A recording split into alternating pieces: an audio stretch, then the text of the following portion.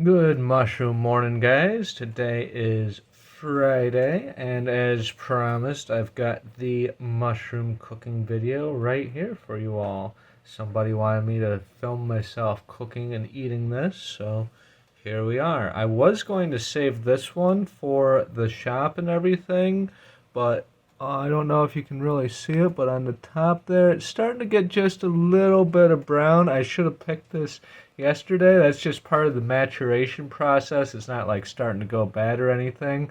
Lion's mane just turns brown when it's in its late stage. And if you find it in the woods, it'll probably be, half brown. It does that with sunlight too. It doesn't affect the flavor or quality of it at all. It just affects the aesthetics of it. And I like to sell things that look aesthetic. Now, you want to harvest these right before they turn brown when they got these nice little tendrils on them. If you harvest them before the tendrils, you're harvesting it immature. If you harvest it past the point of it being brown, well, that's full maturity right there when it starts to turn brown. But it will eventually start to go bad. But what I'd want to do, ideally, is pick this yesterday, and then it'll stop turning at all, and then it'll be good. At any rate, this is turned too far for sale, so let's go ahead and pick this off there. We got a nice little snowball. We'll pick this off here. Boom.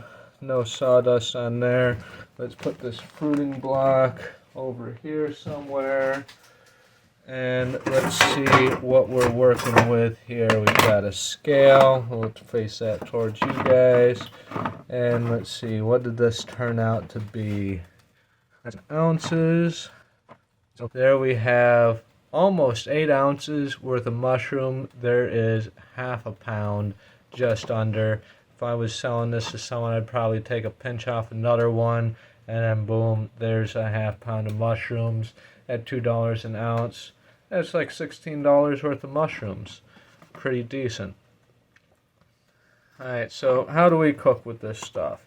Got your $20 worth of mushrooms here. Let's get this scale out of the way. Now, some people chop them. I don't think chopping them is necessary. I just, pick them apart. They peel really easy. The flesh is nice and meaty like that. I enjoy these very much. I almost feel bad taking this one that's meant to be for sale and eating it, but you guys requested that I do so, and it did start to turn a little brown on top. I should have just picked it and stuck it in the fridge because, like I said, that'll stop the growing process and it won't get to that full maturity where it starts to turn colors on you. Because no one likes food when it starts to turn colors. It's just a little bit of oxidation though. Like, that's literally fine. Like, there's nothing wrong with that at all in terms of edibility. But I want my mushrooms to look beautiful. I don't want people being like, oh, I got some brown mushrooms from the guy up on the hill. I don't want that. I want to sell good, top quality product and have it be the best in town. Because right now, my mushrooms are already better than what they have at the grocery store. And I want to keep that going for me there. Because mine get to this full maturity. Look at those tendrils there. That's where the spores come from. I'm not sure if this one started to actually drop its spores yet, or if it would need another day or two to do that. At any rate, this pan's heating up over here. I'm actually going to kill the heat on that because that is hot. And what I'm going to do is I'm going to put these mushrooms in the pan and salt them. I'm not going to add any oil or anything right away to this. But here we are with a nice pie tin full of mushrooms. This is a half pound of lion's mane, just shy of half a pound of lion's mane. We'll call it $15 worth of mushrooms broken down. I'm going to eat these straight for demonstration's sake. I'm going to cook them first, obviously. All of these mushrooms that I make here should be cooked. And we'll just toss those in the pan. You hear that singe there. You don't want it to be too hot though because they'll start to stick. In fact, these might just start to stick, but it'll be okay because that's not going to matter. As for salt, I just got some regular old sea salt here. I'm going to salt these heavily because I've had a bit of a sodium problem. My salt has been low, so I'm going to put a decent amount of salt on there. That might have looked like a whole lot, but it's not a whole super lot. And we'll just mix these around barehanded in the hot pan. Because that's always fun. I'm going to actually grab a spatula.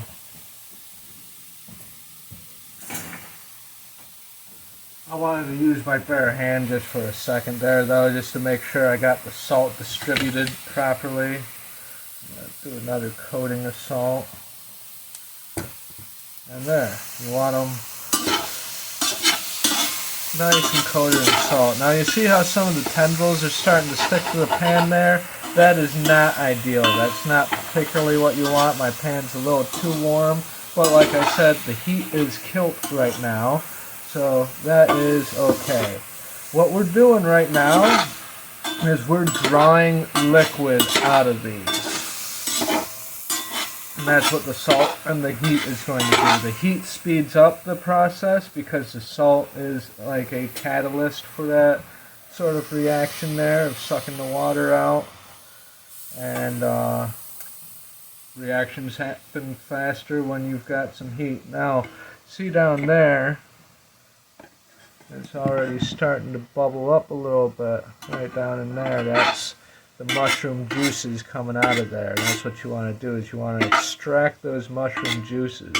And I learned this online from somebody else's video, that the water that's inside of these mushrooms, when you add oil to them, if there's water still inside of them, it'll mess up the ability of the mushroom to take on the oil. Or actually no, it'll mess with the mushroom's ability to release the water, because water and oil don't mix, and it causes this weird sort of reaction. These are cooking down nicely here. You see, that was like a full pan at first. That's why you want to start with a full pan for these guys. Also, I'm going to be sharing these with my wife here. She's not with me on video. She's a little camera shy. But this is going to be for 2 people, so we'll divide that in half for a sec there. And that's about what you're looking at per person. We'll mix them together for now. And you can see that water coming off of there. I'm actually going to apply some more heat here. And I just cook on max with these little burners. It's raining out. So after this meal, I'm going to take some of my other mushrooms that are fresher than that one. I'm going to chop them a little early and take them down to Bradford PC Repair down on Main Street. A computer shop that's a little bit closer to Tops. And the shop owner down there, Brian Gargis, offered to sell some of my mushrooms for me because he's got a cooler. So if you guys are interested in some lion's mane and don't feel like private messaging me, you think that's weird or whatever, private message someone to get food, head down to the shop. Head down to Brian's shop and grab some lion's mane fresh out the store. It's about as fresh as you can get. I'm literally picking it today right off the fruiting block. This one, like I said, was a little bit oxidized, but the rest of them will not be oxidized. They'll all be pure angelic white. Eventually I'll have some king oysters too. I don't know what's going on with my king oysters right now. I'm trying to get the air exchange situated on those ones. They seem to be getting a little bit too much CO2, so I put a couple of more air holes in their little houses there, their little plastic monotubs. Hopefully that will help those grow better. But they're looking a little stubby right now, so I don't know how those are going to be. The King Stropharia turned out really nice. The King Oyster not so much. It's just looking stubby and kind of. I mostly want to concentrate on lion's mane. One, because it's such a highly prized medicinal. Two, it's good medicine for me. So, anything I don't sell, I get to eat, and I need it. I got gastrointestinal issues, and this is supposed to be good for that. And it agrees with me. It's one of my safe foods. It doesn't send me into a flare, so that's awesome.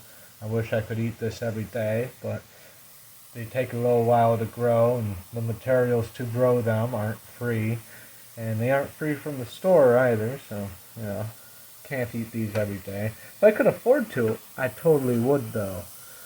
Let food be thy medicine, like Hippocrates said, right, guys? Alright, at any rate, these are starting to dry up. They have changed color, and there is significantly less water in them. I think right about now is when I want to add the oil, right before they start to stick again, because the water has drained off for the most part. There's still some water in there, but it doesn't have to be perfect. We're not trying to dehydrate them for soup stock, Alright, the oil I'm using is this avocado oil. Got a little non-GMO butterfly on it. See, this is good stuff. It agrees with me. I gotta be careful with my oils because, like I said, my, health issues, I get flare-ups if I eat the wrong oil. And this is one of the safe oils for me. So, a little bit of salt, a little bit of oil. Go ahead and drizzle some of that on there. You don't need a whole lot. We're not deep frying them in a pool of it. You just need a little bit just so that they don't stick. The other reason why I like the avocado oil as opposed to like olive oil is because the avocado oil is actually a high heat oil, and you gotta pay attention to the smoke point of certain oils, because if you let your oil hit smoke point, you're creating free radicals which are not healthy. And olive oil, I believe, has like the lowest smoke point of any oil. Olive oil is great, especially the extra virgin for like salad dressings, things like that. I can even have it. But it's not so great for cooking because it creates free radicals if you're using high temperatures, which mushrooms require. When you're cooking mushrooms, you want to break down that chitin. Chitin is the cell wall of the mushroom, and you want to break that down as much as possible. That will make all of the nutrients, all the beta-glucans and arenacines and all the good stuff that you're eating these for to be more bioavailable. And bioavailability, that is your body's ability to absorb it. And cooking it breaks down the chitin, makes it more bioavailable, makes it easier for your body to use. See, also while this is cooking here, I want to throw it out there that I do have a GoFundMe page. If anyone wants to comment and request the link for it, let me know. Feel free to donate if you'd like to help in other ways that aren't financial. I could use wood chips, I could use sawdust, I could use used coffee grounds. I've been trying to reach out to some local businesses for some used coffee grounds. So far, I don't have a solid connect on those. I might try the hotel again and see if I can get some more through them. But yeah, that's pretty much what I need is coffee grounds and sawdust, just agricultural waste products, I guess you could call it. I think the most expensive part about this project is the grainspawn, whether that be bird seed or whether that be the grainspawn that I get from Northspore. These are cooking nice. Get a nice little zoom in on this. Takes on that kind of meaty sort of appearance. It tastes like meat in texture too. Oh yeah, look at that starting to crisp up there. That's about where you want these, is to be a little bit on the crispy side. That's how you get them to be the most like meat. Hopefully this video doesn't run too long for Facebook here, otherwise I'm going to have to put it on YouTube. I don't know how long Facebook videos are allowed to be though, so we will find out. But if you guys have stuck with me this long, thank you. I appreciate you guys chilling here while I cook these. Middle of the video here, so I'm going to ask you guys to like, subscribe, react on Facebook, leave a comment so that there's like community interaction and it gets put in the algorithm and in people's feeds and stuff. The more comments and interactions and reactions and stuff, the more this video gets out there, the more views I get, and the more people know that I'm selling lion's mane and looking for coffee grounds. Thank you.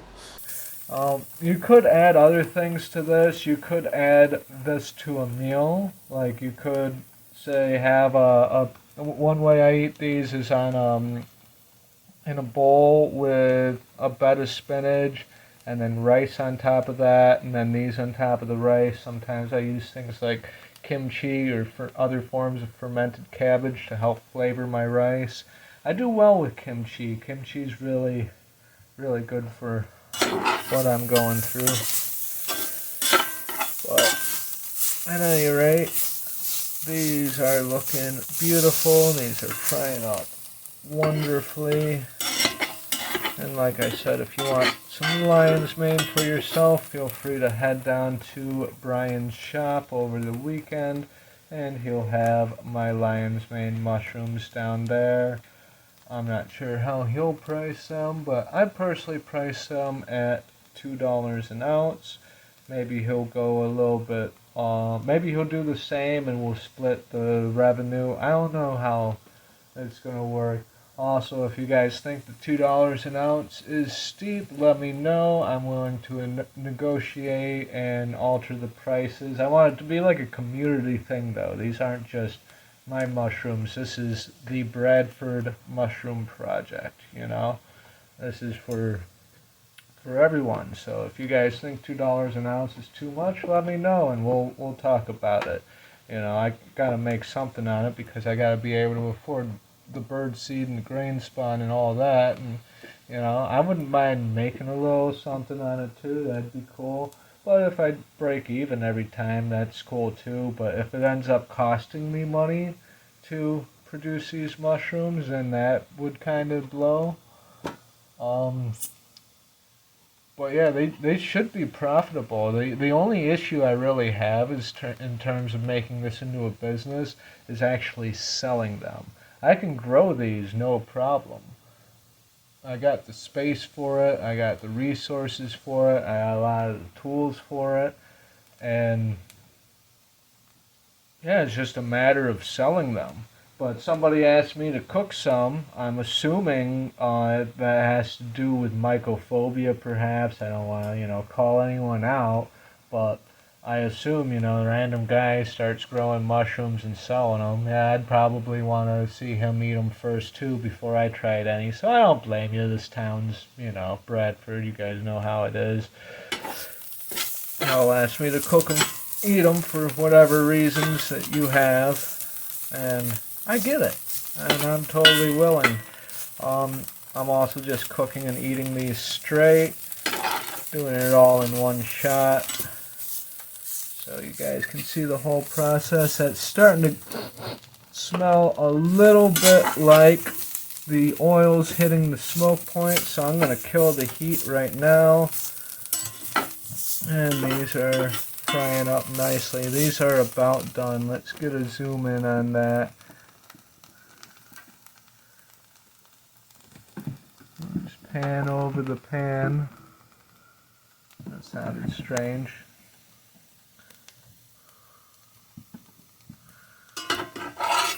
Pan over the pan. It's almost a little bit punny. Look at that piece in the corner there. Just a little bit blackened. Nice dark brown. Alright, let's set this tripod down if we can here. Alright, so the heat is killed. I'm just letting these soak up as much residual heat as possible. These are nice and hot. They're steaming. I would definitely call that cooked. That looks beautiful. That looks wonderful. I'm getting hungry just looking at these guys. As for other recipes, I've seen people make like lion's mane steak. I've seen people grind them up and put them in cakes and pastries. I've heard about people making crab cakes. One of the clients that I sold to made crab cakes out of them. Maybe if they're watching this, they'll be nice enough to link their recipe. Some people say that lion's mane tastes like crab. I personally don't really get that. I feel like they taste more like roast beef, but you know, everyone's got a different taste profile, so I don't know. Let's see, let's even these up. I think those look about even on either side. Let's see, and I'll leave that half for my wife, and I'll eat this batch on camera for you guys right now.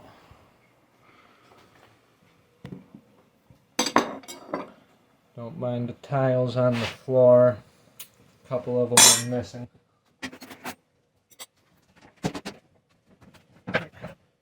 Let's see here. Let's angle this a little more different. There, I think you can see me in that. A little salty, but I need the salt. Probably use less salt next time. It's been a minute since I've cooked these. I've been selling them all.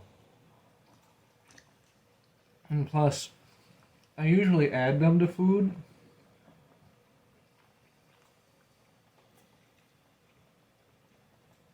I usually don't just eat them straight like this,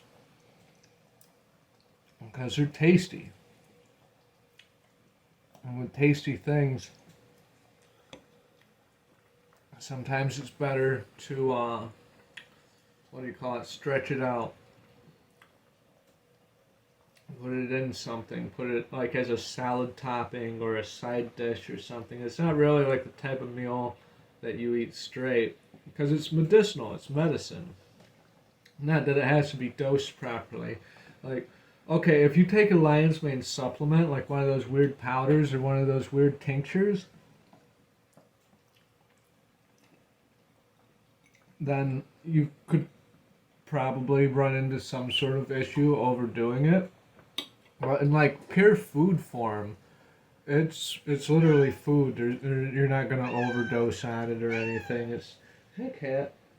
It's like literally, it's food that is medicine. It's not a medicinal herb in that sense. Like St. John's wort, you wouldn't want to really overdo St. John's wort. That's not food. That is, an herb, and it'll make you more sensitive to sunlight and burn your skin if you overdo it.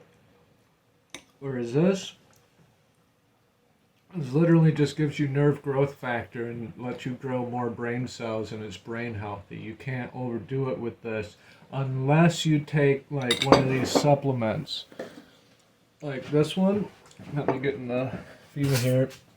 This is cordyceps from Host Defense. I got barely any of this left. This stuff is from the cordyceps mushroom. That's a supplement, that's a powder, that's concentrated. You gotta dose that with like a spoon, a measuring device. You can't just willy-nilly dump the whole thing into your coffee and slam it. I mean, maybe you could, but I wouldn't recommend it. I've heard of people getting harmed from supplements and stuff. My main point is whole food is the way you want to go. Cordyceps is another one that's edible too. You can eat cordyceps all day in a pan full of them just like this and you'll be fine. It's only when you run into supplements that you run into problems. Whole foods are perfectly fine. You can eat the whole food all day and you can totally Matt Stoney it until you got a full belly. I don't know if you know who Matt Stoney is, but he's a professional eater on YouTube. Very entertaining content. At any rate, this video is running a little bit long, so I'm going to hurry up here and try and eat. Damn, my coffee went cold.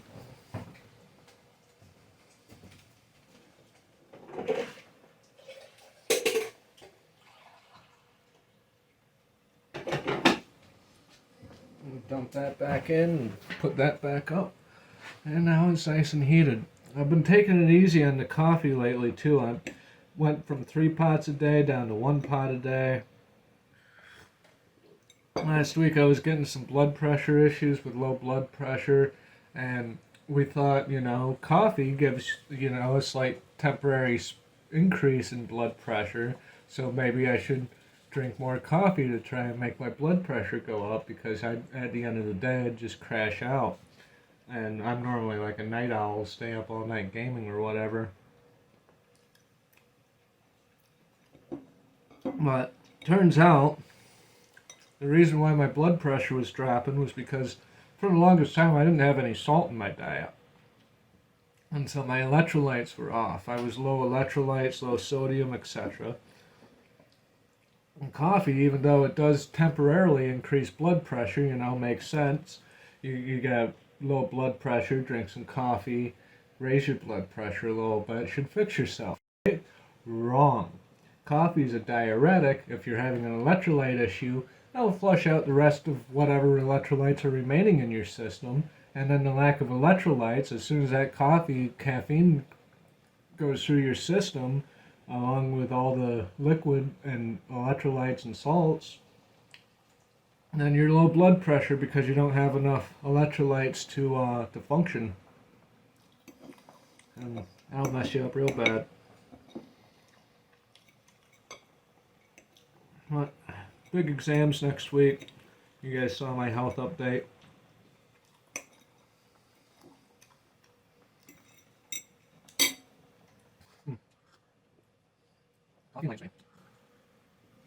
Alright, I hope that angle was good.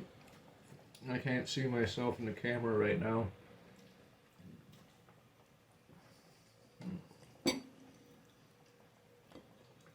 That was delicious. Well, thank you guys for requesting that I eat that. That one had a little brown spot on it. Perfectly edible, perfectly good. Just a slight bit of oxidation. But I can't sell the ones that oxidize slightly because they don't look aesthetic, and I can just hear people now, oh, he's trying to sell us these bad mushrooms, they've got rotten spots on it. It's not a rotten spot, it's just minor oxidation. But I'm not going to sell those ones anyway. The ones I'm selling are pure white, they look beautiful. I'll probably do an update shortly after this video here, after this post. I'm only allowed 2 posts a day on Bitching About Bradford now. Until December 4th, and 5 comments per hour. So if I don't get back to you right away, that's why. It happened on election day, political something. I don't think it was admin, so excuse me. From my understanding, it was the Facebook algorithm itself that made that decision. At any rate, I hope you guys enjoyed watching me cook and eat my prettiest bunch of lion's mane. I've got like 5 fruiting blocks that have lion's mane that are ready to go on them right now. I would show you guys, but this video is running long, and oh dear, it's raining. I might have to get a ride down to Brian's shop if I can. Otherwise, they might not be down there till tomorrow. I'll put a comment on this Facebook post when they are down there. But at any rate, have a good one, guys. Good mushroom morning. That's how you cook and eat lion's mane. Maybe a little bit less salt. Maybe add them to something. Add them to salad. Add them to rice. Add them as a side dish. I don't know. YouTube it. Look stuff up on YouTube, different ways to eat lion's mane. I'm sure you'll find something. They taste delicious, so it's not hard to pair them with something. But yeah, I think that is a video. Peace, guys. Enjoy your day. Get at me if you want some lion's mane for yourself.